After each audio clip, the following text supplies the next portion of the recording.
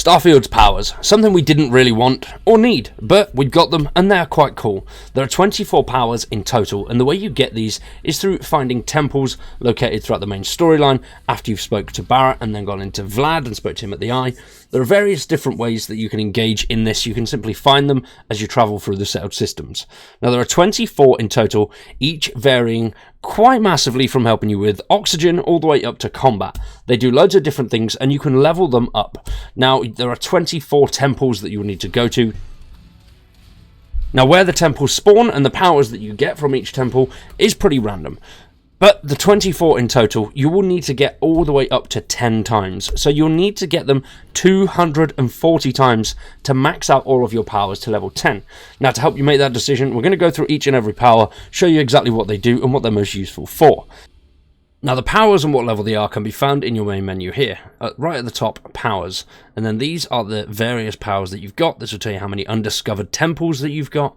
And down at the bottom there, you've got quantum essence, which increases your power regeneration for 60 seconds. Now when you use a power, that regeneration goes down, but it does come back up by itself. You can get extra quantum essence by fighting the guys that you meet outside of the temples. Now we're starting off with particle beam. Now, as you can see, it's got the X, which is level 10. This one allows you to emit a powerful ray of cosmic energy, dealing terrifying damage to a single target with a cost of 15 power. Next up is anti-gravity field, which generates a localized field of intense low gravity and beholds a planet's true power, which costs you 22 power. Next up is Void Form, which channels the very darkness of space, rendering yourself nearly invisible to those around you. And this is great for those players that do want to sneak around a little bit more. You can sneak very closely to enemies, you can pickpocket, do all sorts of good stuff with this one, but it works really well in combat too. Next up is Supernova, which allows you to create cosmic energy exploding around you with the terrible force of a dying star. This is great when you're surrounded by multiple enemies. It works really, really well, especially in tight places like ships. Next up is Sunless Space, which you introduce your enemies to the cold of space, freezing them in their tracks. Now this is a low cost power. It does work quite well, especially if you're quick with it and there's not too many enemies around. You can freeze a whole bunch and it just makes it a hell of a lot easier to take them down. Next up is Solar Flare. Now this one allows you to tap into the power of the sun and release a directed orb of searing hot plasma, which also does a little bit extra burn damage. It's low on a cost of power at 10, that's because it's not the most powerful, but it's nice and handy to have. Next up is Gravity Well, that generates a focal point of crushing gravity that draws in anyone caught in its field. This works on robots as well and is loads of fun. You can get the sanitation robots to actually kill people. Next up is Life Forced, which allows you to transfer the very life force of an enemy, harming them whilst healing yourself. Doesn't work all too well if you've got a big group around you, because the amount of health that you get back is not really all too significant. It only comes in at 25 power, which is relatively good for a health power, but yeah, it's not the greatest. So if you've got lots of enemies around you shooting you at the same time, it won't really do much. It will just keep you alive, but you will be right teetering on the edge. Next up is Moon Form, which allows you to channel the energy of Luna, Earth's beautiful moon, to be as unmoving as resilient and stone. So that basically turns you to stone. So you will heal absolutely insanely, but you cannot move at all. All you can do is spin around in exactly the same spot, which can be a little bit of a pain, especially if you've got the level 10 version, because it does take a while to wear off. Now this comes over just over half of your power at a cost of just 35. It works really, really well if you need a quick healing, and it'll continually heal you whilst you're stuck still. And the next one is Sense Star Stuff, which binds yourself to the particles of creation, sensing the life force of any human, alien, or starborn. So this works when finding, obviously, as it says, humans, aliens, and starborns. And it is great when you're trying to sneak around and make sure you're not in the view of anyone else, or you just want to get through a little bit of an area without going through combat. It works really well for that, as well as finding enemies that are left on a ship when you're trying to commandeer it. Now, coming in at 15 power, so it's an average one yet again, but really, really useful in certain situations. Next up is Alien Reanimation, life, gift of the cosmos, granted once more to a fallen alien beast, so it may serve thankfully. Now what this does is any alien that you've killed or has died around you, you can then use this power on them. Make sure you're aiming at the specific creature that you'd like, and then that will bring back that animal, which is so much fun, because it brings back the animal and it can come to your aid as well. Pretty much crap though, most of the aliens. They don't really do much, especially if you're struggling and need backup. The aliens aren't really going to do much. But either way, it's a cool power. Unfortunately, you can't farm XP with it or materials. You only get the first set of materials and XP from initially killing the creature. And this one is Create Vacuum.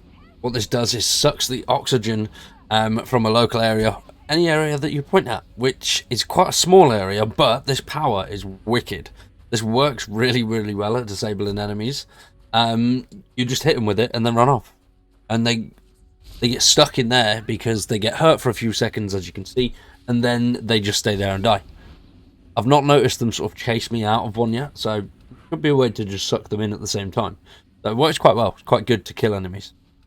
Next up is Creator's Peace, which fills your foes with silent calm of the universe, compelling them to temporarily abandon their weapons. Works really, really well, especially if you just want to run through a situation and not take much damage. Just smash the guys with this, and then just run past everybody. They do drop their weapons, but it's only for a few seconds. It doesn't last very long, so you do have to either get out of there or get rid of them whilst they don't have their weapons on them. But if they do abandon their weapons, it stops them being red, so they won't be classed as an enemy anymore. This one is Reactive Shield, which forms a shield of pure cosmic light that can weaken and even reflect enemy projectiles. So it works absolutely phenomenally at protecting you as well as taking out certain enemies. If you do have melee enemies, it won't work against those. Those guys will just continue to melee you. You won't take any damage, but you also won't give off any damage. But those firing projectiles at you, so laser weapons, not so much, it will reflect that back to the enemy in damage to them. Now this costs 14 power, so it's once again another average one. Next up is Gravity Wave. Emit a gravitational force strong enough to propel almost anything or anyone. And this costs 25 power. For what this is, I don't think it's that great. It does propel small items, as you can see with the football, and it does knock down some enemies. But other than that, it's not really that useful, I don't think. It can be fun just to chuck things around a room, but yeah, not the most useful. Next up is the Inner Demon, which allows you to tap into the endless multiverse and summon forth a friendly duplicate of an unfriendly foe. So basically, anyone that's shooting at you or is enemy, you can respawn them on your team. So it just spawns a copy of that person, which it's not the greatest. They don't really do too much damage, and depending on the enemy type that you're going for, yeah, if you get some low-level guys, then you'll end up with a low-level enemy. It is an exact copy of that person, which it can be good as just a little bit of a decoy for a few seconds, but yeah, it doesn't really do too much, especially considering the power cost, because it comes in at 35, which is quite a big chunk. Next up is Earthbound. In the cradle of humanity, shares its gravity in an area of your choosing. This one I found to be relatively useless. It's good if you don't like the old space combat when you're floating around, like the casino, but I think we need more of that in the game. This is just a way to negate that, really, if you don't like it. Or if you're floating around on a planet and you want to get to the Earth quickly, then yeah, you could use this one. Next up is Parallel Self. From across the vast multiverse, a friendly version of yourself arrives, armed and ready to lend aid. Now this one costs a lot. It is 45 power, and one of the good things about this is it will copy your loadout exactly. So obviously it forms as whatever armor you're already wearing, but when it comes to weapons, if you equip a really powerful weapon and then spawn your parallel self, it will equip that weapon. So if you're using a crap weapon like the cutter or something along those lines, it will spawn in a guy that has the same. So make sure you've got your most powerful weapon out in your hand when you spawn the parallel self. Next up is the Grav Dash. This one allows you to manipulate gravity to propel yourself forward and briefly increase any damage you inflict. This one works really, really well, especially when trying to run through those 240 temples that you're going to need to get all of these powers.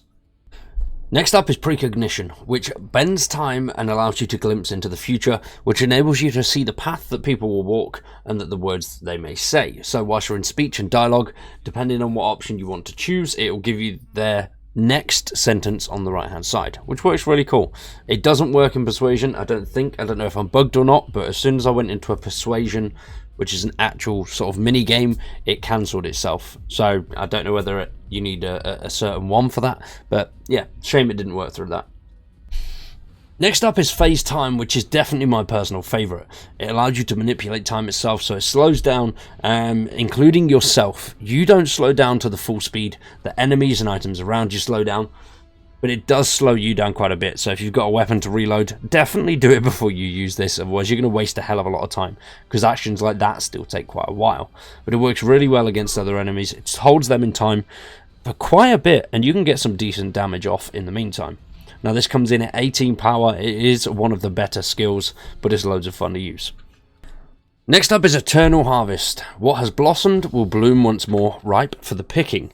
Now this one just allows you to basically continually pick anything off of trees, any organic materials, so any fruits, veggies that you'll come across on bushes, trees, things like that. It doesn't work on minerals, so stuff that you'll find on the floor like iron or anything like that, only for the fruit that you'll come across on trees and bushes, which is great if you're farming a specific recipe. Next up is Elemental Pull.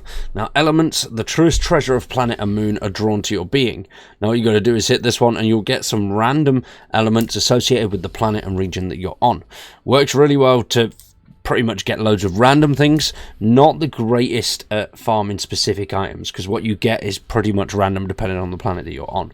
So either way, quite cool if you just want to get a load of materials together and you want to sell some bits on, or you're trying to get some last few bits together to craft something specific, then could work quite well. Next up we have Personal Atmosphere. Oxygen, pure and clean, brought forth to breathe deep and counteract harmful carbon dioxide.